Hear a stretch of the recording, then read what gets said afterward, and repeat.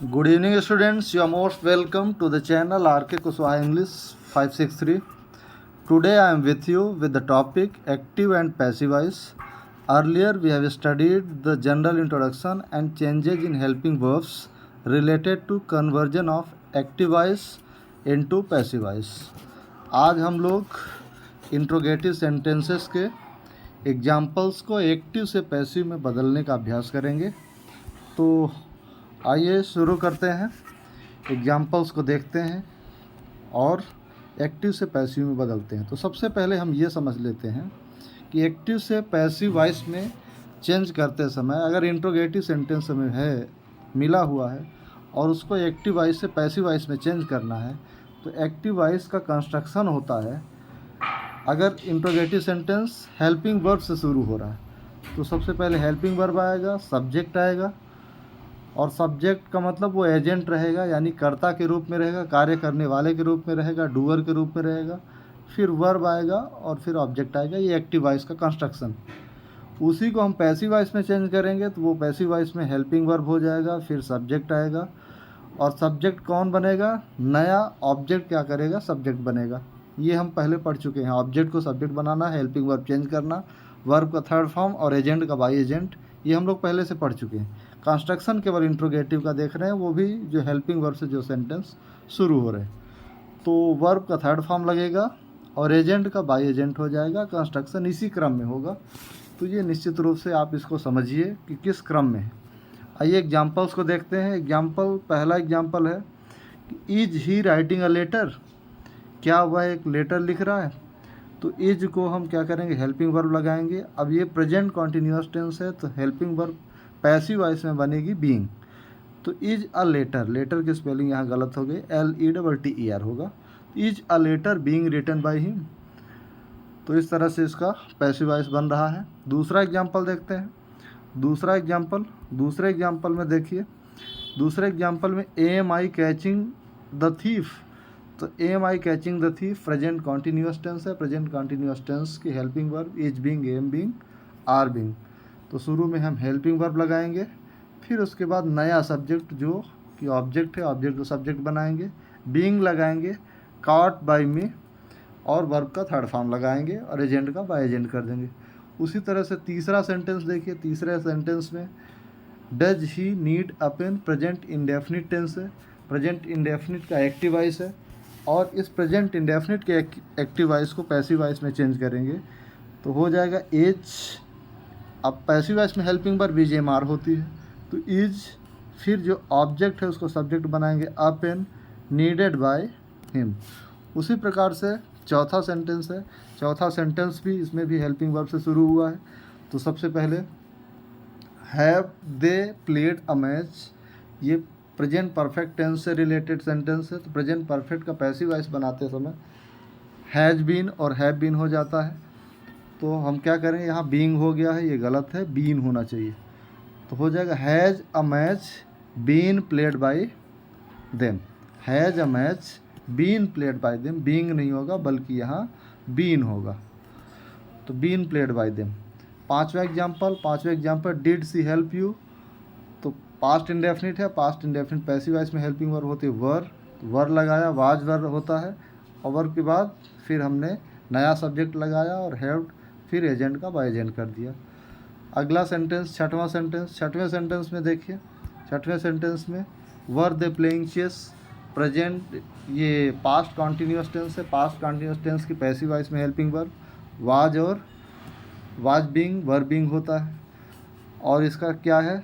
Chess, इसका subject object है। Object को हम सब्जेक्ट बनाएंगे तो द चेस हो जाएगा। तो was the chess being played by him. सातवें एग्जाम्पल में भी देखिए, was he washing the clothes, तो हो जाएगा were the clothes being washed by him.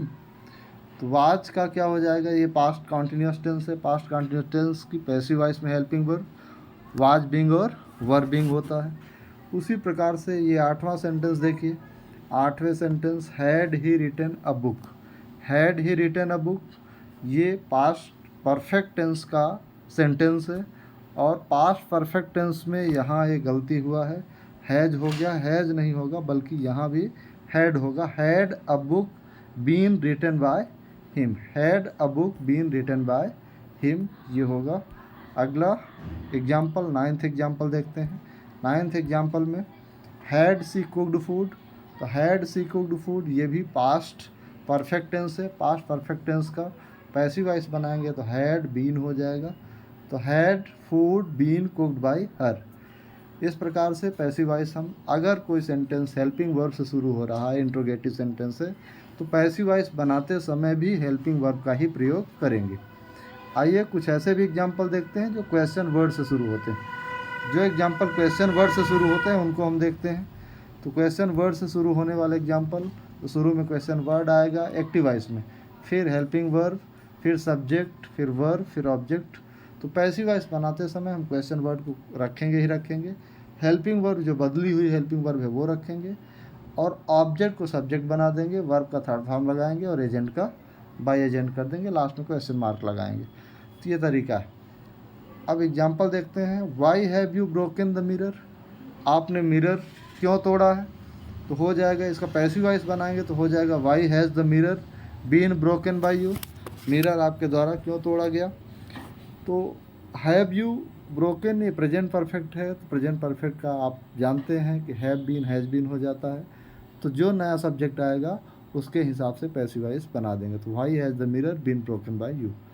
अगला एग्जाम्पल है when will you return my pen, future indefinite tense है, फ्यूचर इंडेफिनिट टेंस, विल लगता है एक्टिव में, विल भी शैल भी हो जाता पैसिव में, तो when will my pen be return by you हो जाएगा।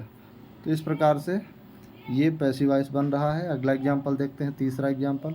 तीसरे एग्जाम्पल में where did he put the things, उसने चीज़ों को कहाँ रखा। तो थिंग्स, द थिंग्स ऑब्जेक्ट है, ऑब्जेक्ट को सब्जेक्ट बनाएंगे तो हो जाएगा वेयर वर द थिंग्स। अब द थिंग्स प्लूरल नंबर है तो यहाँ वर लग गया, और ये पास्ट इंडेफिनिट का पैसिव वॉइस में हेल्पिंग वर्ब होती है वाज या वर, तो जैसा सब्जेक्ट होगा उस हिसाब से हम पैसिव वॉइस बनाएंगे। तो where were the things put by him. Fourth example देखिए, why did your brother write such a letter, why did your brother write such a letter. तो सच अ लेटर ये ऑब्जेक्ट है, object subject बनेगा, question word रखते हैं, helping verb लगाते हैं, such a letter और written by your brother, past indefinite passive voice में वाज या वर हेल्पिंग वर्ब। अगला example, fifth example. In the fifth example who broke this beautiful glass. अब देखिए इसमें एक इंट्रोगेटिव सेंटेंस हूँ के द्वारा आया हुआ, तो हूँ के द्वारा जो इंट्रोगेटिव सेंटेंस बनता है, हूँ को हम बाय हूम में चेंज कर देते हैं। तो हूँ broke this beautiful glass, bye whom was this beautiful glass broken, bye whom was this beautiful glass broken.